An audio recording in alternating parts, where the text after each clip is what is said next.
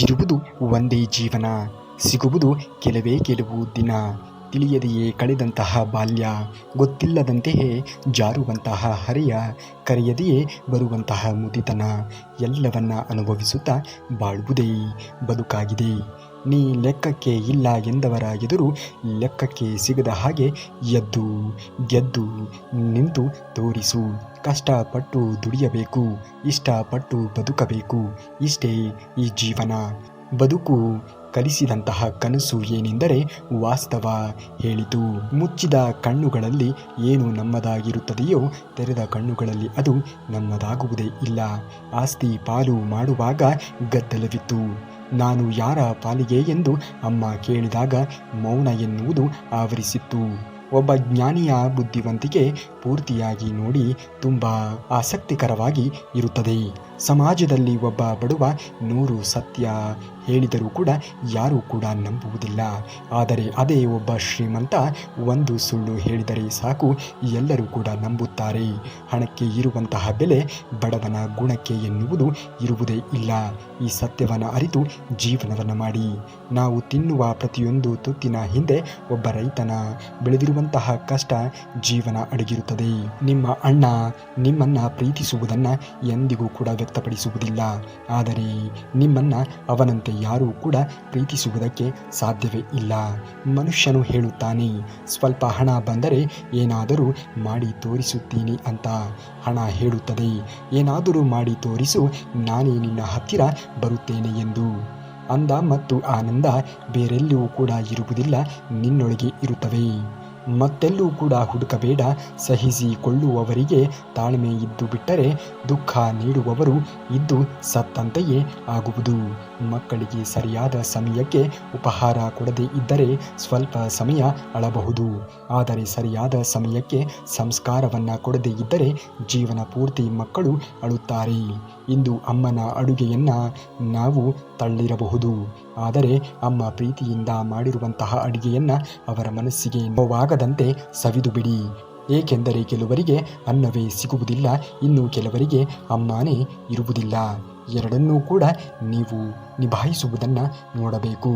ಜಗತ್ತೇ ಗೆಲ್ಲಬೇಕು ಎಂಬ ಇಚ್ಛೆ ನಿನಗೆ ಇದ್ದರೆ ಅದಕ್ಕೆ ಬೇಕಾದಂತಹ ಒಂದೇ ಒಂದು ಮಾರ್ಗ, ಅದು ಬೇರೆಯವರ ಬಗ್ಗೆ ಕೆಟ್ಟದ್ದಾಗಿ ಮಾತನಾಡದೇ ಇರುವುದು. ವೈರಿಗಳನ್ನು ಕೊಲ್ಲಬೇಕಾದರೆ ಅವನ ತಲೆಯನ್ನು ತೆಗೆಯಬೇಕಾಗಿರುವಂತಹ ಅಗತ್ಯವೇ ಇಲ್ಲ. ನಮ್ಮ ತಲೆಯಿಂದ ಅವನನ್ನು ತೆಗೆದರೆ ಸಾಕಾಗುತ್ತದೆ ಅಲ್ಲವೇ? ನಿಜವಾದ ತೃಪ್ತಿ ತಂದೆ ತಾಯಿ ನಮಗೆ ಏನೇ ಆಸ್ತಿ ಮಾಡಿದರೂ ಜೀವನ ನಮ್ಮ ಸ್ವಂತ ಕೆಲಸದ ಮೇಲೆಯೇ ನಿಂತಿರಬೇಕು. ಎಷ್ಟು ಸಂಬಳ ಬರುತ್ತದೆ ಅನ್ನುವುದು ಮುಖ್ಯವಲ್ಲ, ಕೆಲಸ ಮಾಡುತ್ತಾ ಇದ್ದೇವಲ್ಲ ಅನ್ನುವುದು ಮುಖ್ಯ. ಏಕೆಂದರೆ ಮನುಷ್ಯನಿಗೆ ಕೆಲಸ ಇಲ್ಲ ಅಂದರೆ ಅವನಿಗೆ ಅವನದ್ದೇ ಆದಂತಹ ಜೀವನದಲ್ಲಿ ತೃಪ್ತಿ ಎನ್ನುವುದು ಸಿಗುವುದೇ ಇಲ್ಲ. ಅವಮಾನಗಳನ್ನು ಜೀವನದಲ್ಲಿ ಯಾರಿಗಾದರೂ ಕೂಡ ಒಮ್ಮೆ ಅನುಭವಿಸಲೇಬಹುದು. ಆದರೆ ಅದೇ ತಪ್ಪನ್ನು ಮತ್ತೆ ಮತ್ತೆ ಮಾಡುವುದು ಜಾಣತನವಲ್ಲ. ಅವಮಾನ ನಮ್ಮನ್ನು ಕೆಡಿಸಲು ಅಲ್ಲ, ನಮ್ಮನ್ನು ಸರಿಪಡಿಸಲು ಬರುತ್ತದೆ. ತಪ್ಪಿನಿಂದ ಪಾಠ ಕಲಿತವನೇ ಜೀವನದಲ್ಲಿ ಮುಂದೆ ಹೋಗುತ್ತಾನೆ ಎನ್ನುವುದನ್ನು ಮರೆಯಲೇಬೇಡಿ. ಮೌನವೆಂಬ ವಿಷಯವನ್ನು ಕುಡಿದು ಬಿಡು. ಪ್ರಪಂಚದಲ್ಲಿ ನಿನ್ನನ್ನು ಗೆಲ್ಲಲು ಯಾರಿಂದಲೂ ಕೂಡ ಸಾಧ್ಯವೇ ಇಲ್ಲ. ನಿನ್ನ ಮೌನವನ್ನು ಯಾರೂ ಕೂಡ ಅರ್ಥ ಮಾಡಿಕೊಳ್ಳದೇ ಇರಬಹುದು, ಆದರೆ ಅದು ನಿನ್ನನ್ನು ತುಂಬ ಬಲವಾದ ವ್ಯಕ್ತಿಯನ್ನಾಗಿ ಮಾಡುತ್ತದೆ ಎನ್ನುವುದನ್ನು ಮರೆಯಲೇಬೇಡ. ಜೀವನದಲ್ಲಿ ಕಠಿಣ ನಿಯಮಗಳು. ನಕಲಿ ಸ್ನೇಹಿತರನ್ನು ಎಂದಿಗೂ ಕೂಡ ನಂಬಲೇಬೇಡ. ಅವರು ಶತ್ರುಗಳಿಗಿಂತಲೂ ಕೂಡ ಅಪಾಯಕಾರಿ. ದುರ್ಬಲ ಭಾವನೆಗಳು ಬಲವಾದ ವ್ಯಕ್ತಿಯನ್ನು ದುರ್ಬಲವಾಗಿಸುತ್ತದೆ. ರಹಸ್ಯಗಳು ಒಂದು ರೀತಿಯ ಸಂಪತ್ತು, ಕರೆನ್ಸಿ ಇದ್ದಂತೆ.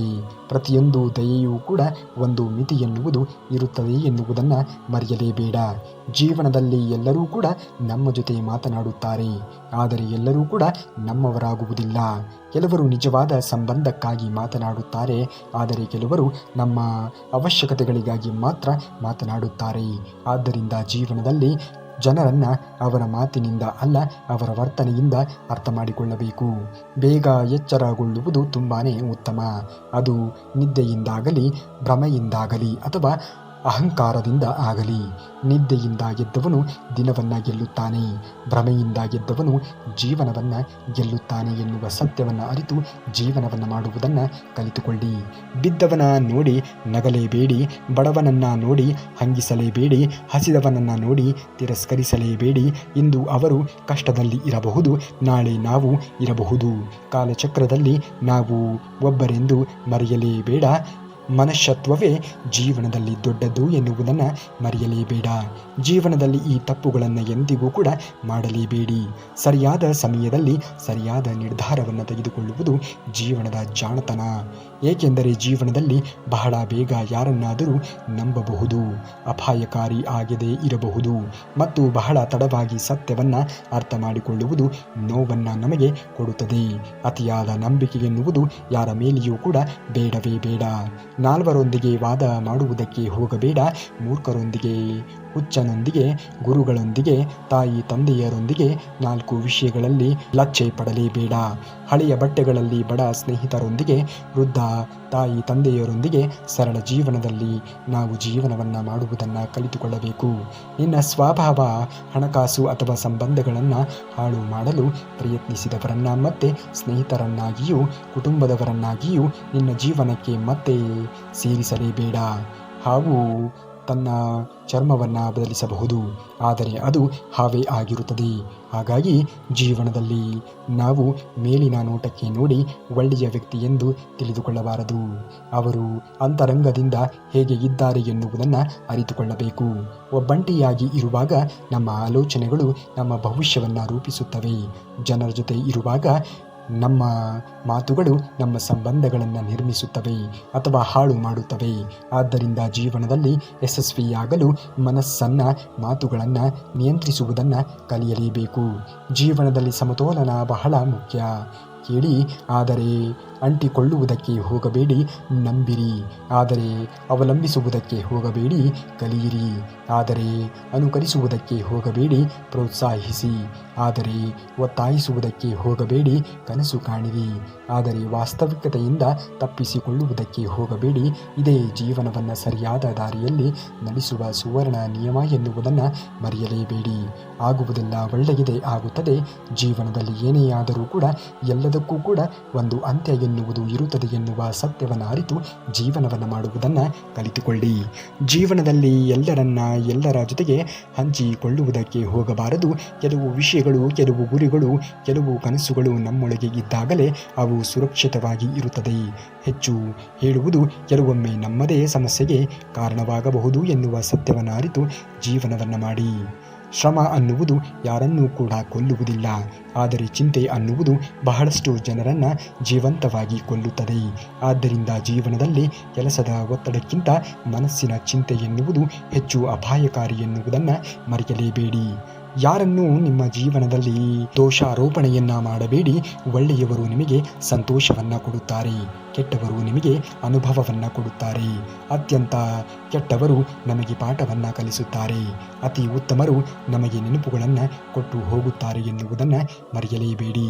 ಸಮಸ್ಯೆ ಮತ್ತು ಭಯ ನಿನ್ನ ಸನಿಹ ಬಂದು ನಿನ್ನ ಮೇಲೆ ದಾಳಿ ಮಾಡಿದಾಗ ನಿನ್ನನ್ನು ಸಾಯಿಸುವ ಮುಂಚೆಯೇ ನೀನು ಅವುಗಳನ್ನು ಸಾಯಿಸು. ಹೊಟ್ಟೆ ತುಂಬಿದವರನ್ನು ಕರೆದು ಊಟಕ್ಕೆ ಇಡುವ ಬದಲು ಹೊಟ್ಟೆ ಹಸಿದವರನ್ನು ಕರೆದು ಊಟಕ್ಕೆ ಇಡು. ಅದರ ಪುಣ್ಯದ ಫಲ ಎನ್ನುವುದು ಮುಂದೊಂದು ದಿನ ನಿನ್ನ ಕೈ ಹಿಡಿಯುತ್ತದೆ ಎನ್ನುವುದನ್ನು ಮರೆಯಲೇಬೇಡ. ಪ್ರೀತಿಯ ಬೆಲೆಯೇ ಗೊತ್ತಿಲ್ಲದವರನ್ನು ಪ್ರೀತಿಸಿ ಮೋಸ ಹೋಗುವುದಕ್ಕಿಂತ ಪ್ರೀತಿಯ ಬೆಲೆ ತಿಳಿದವರನ್ನು ಪ್ರೀತಿಸು. ಆ ವ್ಯಕ್ತಿಯು ಶಾಶ್ವತವಾಗಿ ಪ್ರತಿ ಕಷ್ಟ ಸುಖದಲ್ಲಿ ಜೊತೆಯಲ್ಲಿ ಉಳಿಯುವಂತೆ ಮಾಡುತ್ತಾನೆ ಎನ್ನುವುದನ್ನು ಮರೆಯಲೇಬೇಡ. ಹಣ, ಸಮಯ, ಶಕ್ತಿ ಮತ್ತು ಈ ಮೂರನ್ನು ಜೀವನದಲ್ಲಿ ವ್ಯರ್ಥ ಮಾಡುವುದಕ್ಕೆ ಹೋಗಲೇಬಾರದು. ಹಣ ಹೋದರೆ ಮತ್ತೆ ಸಂಪಾದಿಸಬಹುದು, ಆದರೆ ಸಮಯ ಮತ್ತು ಶಕ್ತಿ ಹೋದರೆ ಎಂದಿಗೂ ಕೂಡ ಗಳಿಸುವುದಕ್ಕೆ ತುಂಬಾ ಕಷ್ಟವನ್ನು ಪಡಬೇಕಾಗುತ್ತದೆ. ಜೀವನದಲ್ಲಿ ಯಶಸ್ಸು ಪಡೆಯಬೇಕಾದರೆ ಹಣಕ್ಕಿಂತ ಸಮಯ ಮತ್ತು ಶಕ್ತಿಯನ್ನು ಸರಿಯಾದ ಕಡೆ ಬಳಸಿಕೊಳ್ಳುವುದನ್ನು ನಾವು ನೋಡಲೇಬೇಕು. ನಿನ್ನ ಮೌಲ್ಯ ನಿನ್ನ ಬಳಿ ಹಣ ಇರುವಾಗ ತಿಳಿಯುವುದಿಲ್ಲ, ನಿನ್ನ ಬಳಿ ಏನೂ ಇಲ್ಲದೇ ಇದ್ದಾಗ ತಿಳಿಯುತ್ತದೆ. ಹಣ ಇದ್ದಾಗ ಎಲ್ಲರೂ ಕೂಡ ನಮ್ಮ ಸುತ್ತಲೂ ಕೂಡ ಇರುತ್ತಾರೆ, ಆದರೆ ಕಷ್ಟ ಸಮಯದಲ್ಲಿ ನಮ್ಮ ಜೊತೆಗೆ ಇರುವವರೇ ನಿಜವಾದ ಸಂಬಂಧಗಳು, ನಿಜವಾದ ಸ್ನೇಹಿತರು. ಹಣ ಇಲ್ಲದ ಪುರುಷನನ್ನ ವೇಶ್ಯೆ ತೊರೆಯುತ್ತಾಳೆ. ಸೋತ ರಾಜನನ್ನ ಪ್ರಜೆಗಳು ತೊರೆಯುತ್ತಾರೆ. ಹಣ್ಣು ಬಿಡದ ಮರವನ್ನ ಪಕ್ಷಿಗಳು ತೊರೆಯುತ್ತವೆ.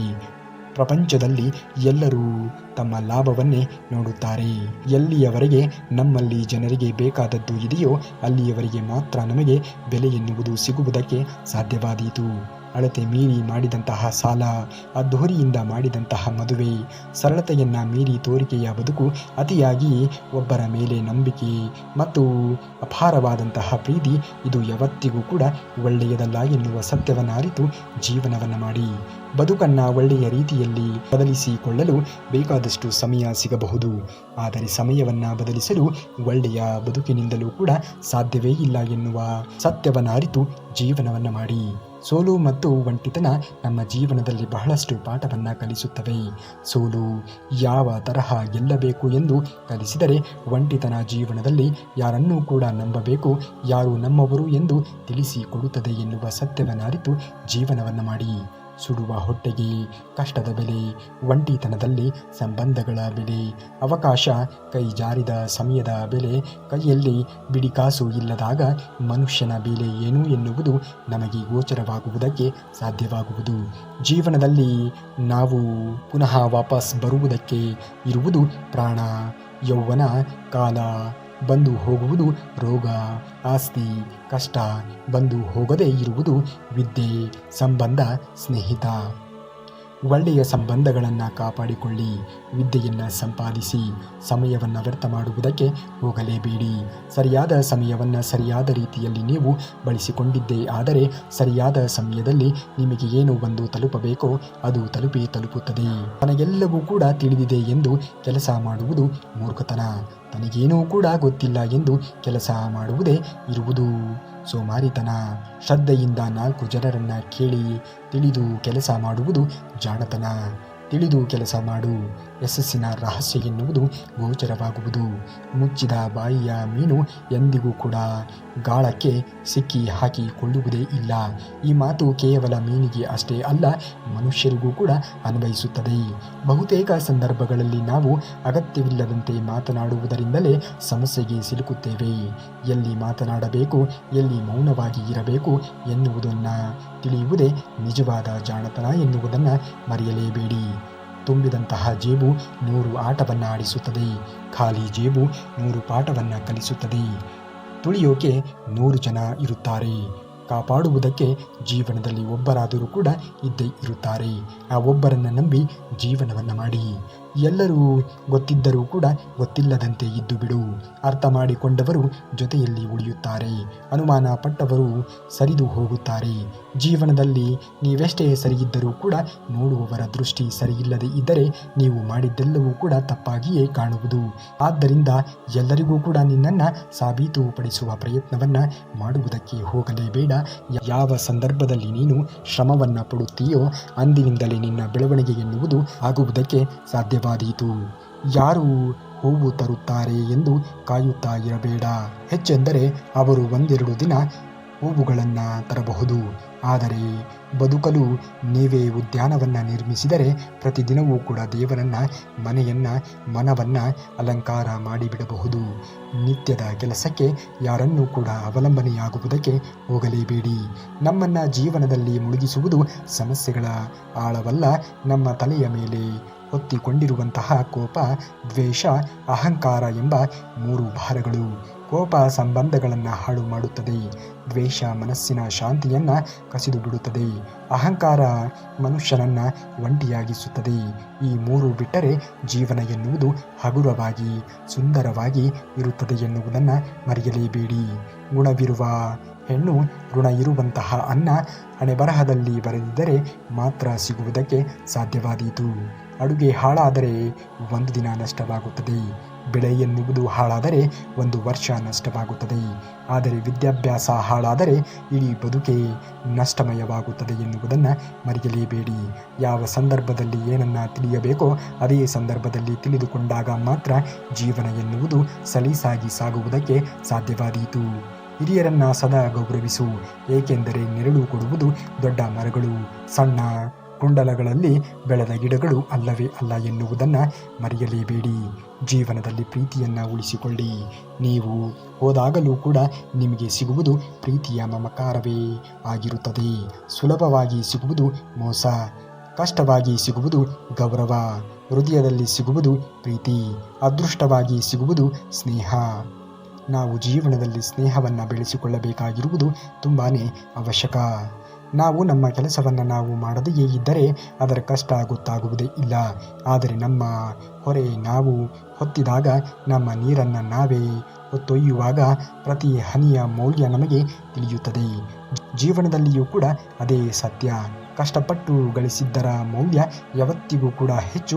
ಶ್ರಮಿಸಿದವರೇ ಜೀವನವನ್ನು ನಿಜವಾದ ಬೆಲೆಯನ್ನು ತಿಳಿಯುವುದಕ್ಕೆ ಸಾಧ್ಯವಾದೀತು. ಅದೃಷ್ಟ ನಿನ್ನ ಕೈಯಲ್ಲಿ ಇರುವುದಿಲ್ಲ, ಆದರೆ ನಿರ್ಧಾರಗಳು ನಿನ್ನ ಕೈಯಲ್ಲಿಯೇ ಇರುತ್ತದೆ. ನಿನ್ನ ನಿರ್ಧಾರಗಳು ಅದೃಷ್ಟವನ್ನು ನಿರ್ಮಿಸಬಹುದು, ಆದರೆ ಅದೃಷ್ಟವು ನಿನ್ನ ನಿರ್ಧಾರವನ್ನು ಬದಲಿಸುವುದಕ್ಕೆ ಸಾಧ್ಯವೇ ಇಲ್ಲ. ಆದ್ದರಿಂದ ಯಾವಾಗಲೂ ಕೂಡ ನಿನ್ನ ಮೇಲೆ ನಿನಗೆ ನಂಬಿಕೆ ಎನ್ನುವುದು ಇರಬೇಕಾದಂಥದ್ದು ತುಂಬಾ ಅವಶ್ಯಕ. ಒಂದು ಮೊಟ್ಟೆ ನಿನ್ನ ಜೀವನವನ್ನು ಕಲಿಸುತ್ತದೆ. ಮೊಟ್ಟೆ ಹೊರಗಿನ ಶಕ್ತಿಯಿಂದ ಒಳಗಡೆ ಜೀವನ ಅಂತ್ಯವಾಗುತ್ತದೆ. ಮೊಟ್ಟೆ ಒಳಗಿನ ಶಕ್ತಿಯಿಂದ ಒಡೆದರೆ ಜೀವನ ಎನ್ನುವುದು ಆರಂಭವಾಗುತ್ತದೆ. ದೊಡ್ಡ ಸಾಧನೆಗಳು ಕೂಡ ಯಾವಾಗಲೂ ಒಳಗಿನಿಂದಲೇ ಆರಂಭವಾಗಬೇಕು. ಜೀವನದಲ್ಲಿ ಕೆಲವರು ನಿಮ್ಮ ದಾರಿಯಲ್ಲಿ ಕಲ್ಲನ್ನು ಎಸೆಯುತ್ತಾರೆ. ಆ ಕಲ್ಲುಗಳಿಂದ ಗೋಡೆ ಕಟ್ಟುತ್ತೀರೋ, ಸೇತುವೆಯನ್ನು ನಿರ್ಮಾಣ ಮಾಡುತ್ತೀರೋ, ಅದು ನಿಮಗೆ ಬಿಟ್ಟಿರುವಂತಹ ವಿಚಾರ. ನೆನಪಿರಲಿ, ನೀವೇ ನಿಮ್ಮ ಬದುಕಿನ ಶಿಲ್ಪಿಗಳು ಎನ್ನುವುದನ್ನು ಮರೆಯಲೇಬೇಡಿ. ಮನಸ್ಸು ಕಸದ ಬುಟ್ಟಿಯೆಲ್ಲ ಕೋಪ, ದ್ವೇಷ, ಅಸೂಹೆ ಇಡಲು ಅದು ಒಂದು ಖಜಾನೆ. ಅದು ಒಂದು ರೀತಿಯ ಪೆಟ್ಟಿಗೆ ಇದ್ದಂತೆ. ಅಲ್ಲಿ ಪ್ರೀತಿ, ಸಂತೋಷ ಮತ್ತು ಸಿಹಿ ನೆನಪುಗಳು ಇಡಲು ನಿನ್ನ ಮನಸ್ಸನ್ನು ನಿಯಂತ್ರಿಸು. ಇಲ್ಲದಿದ್ದರೆ ಅದು ನಿನ್ನನ್ನು ನಿಯಂತ್ರಿಸುತ್ತದೆ ಎನ್ನುವುದನ್ನು ಮರೆಯಲೇಬೇಡ. ಜೀವನದಲ್ಲಿ ಎಲ್ಲ ನಿನ್ನವರೇ ಎಂದು ತಿಳಿಯುತ್ತಾ ಬದುಕುವುದಕ್ಕೆ ಹೋಗಬೇಡ. ಏಕೆಂದರೆ ಈ ಒಂದು ಜಗತ್ತಿನಲ್ಲಿ ಯಾರು ಯಾವಾಗ ಹೇಗೆ ಬದಲಾಗುತ್ತಾರೆ ಎಂದು ಹೇಳುವುದಕ್ಕೆ ಅಸಾಧ್ಯ. ನಿನ್ನ ಮುಂದೆ ಸಿಹಿಯಾಗಿ ಮಾತನಾಡಿ ನಿನ್ನ ಹಿಂದೆ ನಿನ್ನನ್ನು ಹಾಳು ಮಾಡಲು ಪ್ರಯತ್ನಿಸುವವರನ್ನು ದೂರನೇ ಇಟ್ಟಿರು. ಅವನು ಮೇಲಿನಿಂದ ಹಾಲು ಇದ್ದಂತೆ ಕಾಣುವ, ಆದರೆ ಒಳಗೆ ವಿಷ ತುಂಬಿರುವಂತಹ ಪಾತ್ರೆ ಎನ್ನುವುದನ್ನು ಮರೆಯಲೇಬೇಡ. ದಿನಕ್ಕೆ ಒಂದಾದರೂ ಕೂಡ ಶ್ಲೋಕವನ್ನು ಓದಬೇಕು. ಸಾಧ್ಯವಾಗದೇ ಇದ್ದರೆ ಅರ್ಧ ಶ್ಲೋಕವನ್ನಾದರೂ ಕೂಡ ಓದಬೇಕು. ಅದೂ ಕೂಡ ಆಗದೇ ಇದ್ದರೆ ಕಾಲು ಶ್ಲೋಕವನ್ನಾದರೂ ಕೂಡ ಓದಲೇಬೇಕು. ಅದೂ ಕೂಡ ಸಾಧ್ಯವಾಗದೇ ಇದ್ದರೆ ಒಂದು ಅಕ್ಷರವನ್ನಾದರೂ ಕೂಡ ಕಲಿಯಬೇಕು. ದಾನ, ಅಧ್ಯಯನ ಮತ್ತು ಕರ್ಮಗಳು ಇಲ್ಲದೆ ಒಂದು ದಿನವನ್ನು ಕೂಡ ಕಳೆಯುವುದಕ್ಕೆ ಹೋಗಲೇಬಾರದು. ಗಾಯ ವಾಸಿಯಾಗುವುದಕ್ಕೆ ಅದನ್ನು ಪದೇ ಪದೇ ಮುಟ್ಟುವುದಕ್ಕೆ ಹೋಗಬಾರದು. ಹಾಗೆಯೇ ಜೀವನದಲ್ಲಿ ನಡೆಯಬಾರದ ಕಹಿ ಘಟನೆ ನಡೆದರೆ ಮತ್ತೆ ಮತ್ತೆ ನೆನಪು ಮಾಡಿಕೊಳ್ಳುವುದಕ್ಕೆ ಹೋಗಲೇಬಾರದು. ಎಲ್ಲವೂ ಸರಿಯಾಗದ ಸ್ವಲ್ಪ ಸಮಯ ಕೊಡಲೇಬೇಕು. ಜೀವನದಲ್ಲಿ ಎಲ್ಲದಕ್ಕೂ ಕೂಡ ಒಂದು ಕೊನೆ ಎನ್ನುವುದು ಇದ್ದೇ ಇರುತ್ತದೆ. ಕಾಲದ ಶಕ್ತಿ. ಒಬ್ಬ ಮನುಷ್ಯನ ಇಂದಿನ ಸ್ಥಿತಿಯನ್ನು ನೋಡಿ ಅವನ ಭವಿಷ್ಯವನ್ನು ಅಳಿಯಬೇಡಿ. ಏಕೆಂದರೆ ಕಾಲವು ಕಲ್ಲಿದ್ದಲನ್ನು ಕೂಡ ವಜ್ರವನ್ನಾಗಿ ಪರಿವರ್ತಿಸುವಂತಹ ಶಕ್ತಿಯನ್ನು ಹೊಂದಿರುತ್ತದೆ ಎನ್ನುವುದನ್ನು ಮರೆಯಲೇಬೇಡಿ. ಅಣಕಿಸುವವರು ಇರಬೇಕು, ಟೀಕಿಸುವವರು ಇರಬೇಕು, ಹೀಯಾಳಿಸುವವರು ಇರಬೇಕು. ಅವರಿಗೆ ಮಾತ್ರ ಗೊತ್ತು ನಮ್ಮ ಸಾಮರ್ಥ್ಯ. ಅವರೇ ನಮ್ಮನ್ನು ಸದಾಕಾಲ ಜಾಗೃತಿಯಾಗಿಸುವ ಕಾವಲುಗಾರರು ಎನ್ನುವುದು ಒಂದು ಸತ್ಯ. ಹೇಳಬೇಕಾ, ನಿನ್ನ ಬೆಳವಣಿಗೆಗೆ ಟೀಕೆ ತುಂಬಾ ಮುಖ್ಯವಾಗುತ್ತದೆ ಎನ್ನುವುದನ್ನು ಮರೆಯಲೇಬೇಡ. 1000 ಕಾಗೆಗಳು ಕೂಗಾಡಿದರೂ ಕೂಡ ಒಂದು ಕೋಗಿಲೆಯ ಮಧುರವಾಗಿರುವಂತಹ ಧ್ವನಿಯನ್ನು ಮೀರಿಸುವುದಕ್ಕೆ ಸಾಧ್ಯವಾದೀತೆ. ಅದೇ ರೀತಿಯಲ್ಲಿ 1000 ಜನ ಟೀಕಿಸಿದರೂ ಕೂಡ, ನಿಂದಿಸಿದರೂ ಕೂಡ, ಕೊಂಕಾಡಿದರೂ ಕೂಡ ಒಳ್ಳೆಯ ವ್ಯಕ್ತಿತ್ವದ ಮೌಲ್ಯವನ್ನು ನಾವು ಕಡಿಮೆ ಮಾಡುವುದಕ್ಕೆ ಸಾಧ್ಯವಾದೀತೆ ಹೇಳಿ. ಜೀವನದಲ್ಲಿ ಸಮಸ್ಯೆ ಬಂದಾಗ ನಾವು ಯಾರ ಹತ್ತಿರ ಸಲಹೆಗಳನ್ನು ಕೇಳುತ್ತೇವೆ ಎನ್ನುವುದು ತುಂಬಾ ಮುಖ್ಯ. ಏಕೆಂದರೆ ದುರ್ಯೋಧನ ಶಕುನಿಯ ಹತ್ತಿರ ಸಲಹೆಗಳನ್ನು ಕೇಳುತ್ತಿದ್ದ, ಅರ್ಜುನ ಶ್ರೀಕೃಷ್ಣನ ಹತ್ತಿರ ಸಲಹೆಗಳನ್ನು ಕೇಳುತ್ತಿದ್ದ. ಸರ್ಪಗಳಿಗೆ ಹಲ್ಲಿನಲ್ಲಿ ವಿಷ ಎನ್ನುವುದು ಇರುತ್ತದೆ. ಜೇನು ನೊಣಗಳಿಗೆ ತಲೆಯಲ್ಲಿ ವಿಷ ಎನ್ನುವುದು ಇರುತ್ತದೆ. ಚೇಳಿಗೆ ಬಾಲದ ಕೊಂಡಿಯಲ್ಲಿ ವಿಷ ಎನ್ನುವುದು ಇರುತ್ತದೆ. ದುರ್ಜನರ ಸರ್ವಾಂಗಗಳು ಕೂಡ ವಿಷವಾಗಿ ಇರುತ್ತದೆ. ಅಂಥವರಿಂದ ದೂರ ಇರುವುದೇ ನಿಮಗೆ ಒಳ್ಳೆಯದು. ಯಾರಾದರೂ ಕೆಲಸವನ್ನು ಪ್ರಾರಂಭಿಸುವ ಮೊದಲು ನಾನು ಈ ಕೆಲಸವನ್ನು ಮಾಡುವೆ, ಈ ಕೆಲಸದ ಲಾಭ ನಷ್ಟಗಳೇನು ಎಂಬ ಪ್ರಶ್ನೆಗಳನ್ನು ನಿಮಗೆ ನೀವೇ ಕೇಳಿಕೊಳ್ಳಿ. ಸಮಾಧಾನಕರವಾಗಿರುವಂತಹ ಉತ್ತರ ಸಿಕ್ಕರೆ ಮಾತ್ರ ಮುಂದುವರಿಯುವುದನ್ನು ಕಲಿಯಬೇಕು.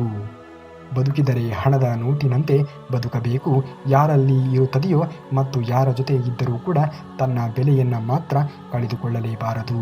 ಯಾರಾದರೂ ನಿನ್ನನ್ನು ತಗ್ಗಿಸುವುದಕ್ಕೆ ಪ್ರಯತ್ನಿಸಿದರೆ ಕೋಪದಿಂದ ಅಲ್ಲ, ಸಾಧನೆಯಿಂದ ಉತ್ತರವನ್ನು ಕೊಡು. ಮಾತುಗಳು ಮರೆಯಾಗುತ್ತವೆ, ಸಾಧನೆಗಳು ಇತಿಹಾಸವಾಗುತ್ತದೆ. ಇದನ್ನು ಎಂದಿಗೂ ಕೂಡ ಮರೆಯಲೇಬೇಡ. ನಿರಂತರ ಅಭ್ಯಾಸದಿಂದ ವಿದ್ಯೆಯನ್ನು ಕಲಿಯಬೇಕು. ಒಳ್ಳೆಯ ನಡತೆಯಿಂದ ಕುಟುಂಬವನ್ನು ಮುನ್ನಡೆಸಬೇಕು. ಉತ್ತಮ ವ್ಯಕ್ತಿಯನ್ನು ಆತನ ಗುಣಗಳಿಂದ ತಿಳಿದುಕೊಳ್ಳಬೇಕು. ಒಟ್ಟಿಗೆ ಸಿಟ್ಟು ಬಂದಿದೆ ಎನ್ನುವುದನ್ನು ಆತನ ಕಣ್ಣುಗಳಿಂದಲೇ ತಿಳಿದುಕೊಳ್ಳಬಹುದು. ಜಗತ್ತನ್ನೇ ಗೆಲ್ಲಬೇಕು ಎಂಬ ಇಚ್ಛೆ ನಿನ್ನಲ್ಲಿ ಇದ್ದರೆ ಅದಕ್ಕೆ ಬೇಕಾದದ್ದನ್ನು ಒಂದೇ ಒಂದು ಮಾರ್ಗ, ಅದು ಬೇರೆಯವರ ಬಗ್ಗೆ ಕೆಟ್ಟದ್ದಾಗಿ ಮಾತನಾಡದೆ ಇರುವುದು. ಒಳ್ಳೆಯ ಮಾತುಗಳು ಜೀವನವನ್ನು ಎತ್ತರಕ್ಕೆ ತೆಗೆದುಕೊಂಡು ಹೋಗುತ್ತದೆ ಎನ್ನುವುದನ್ನು ಮರೆಯಲೇಬೇಡ. ಶಾಸ್ತ್ರಗಳನ್ನು ಕೇಳುವುದರಿಂದ ವ್ಯಕ್ತಿಯ ಧರ್ಮವನ್ನು ತಿಳಿದುಕೊಳ್ಳಬಹುದು. ಸಜ್ಜನರ ಮಾತು ಕೇಳುವುದರಿಂದ ಕೆಟ್ಟ ಬುದ್ಧಿ ತ್ಯಜಿಸಿ ಒಳ್ಳೆಯವರಾಗಬಹುದು. ವಿದ್ಯಾವಂತರ ಮಾತುಗಳನ್ನು ಕೇಳುವುದರಿಂದ ಜ್ಞಾನವಂತರಾಗಬಹುದು. ಆಧ್ಯಾತ್ಮಿಕ ಕಿವಿ ಕೊಡುವುದರಿಂದ ಮೋಕ್ಷ ಎನ್ನುವುದನ್ನು ಪಡೆದುಕೊಳ್ಳಬಹುದು. ನಾವು ನೀರಿನಂತೆ ಬದುಕಬೇಕು.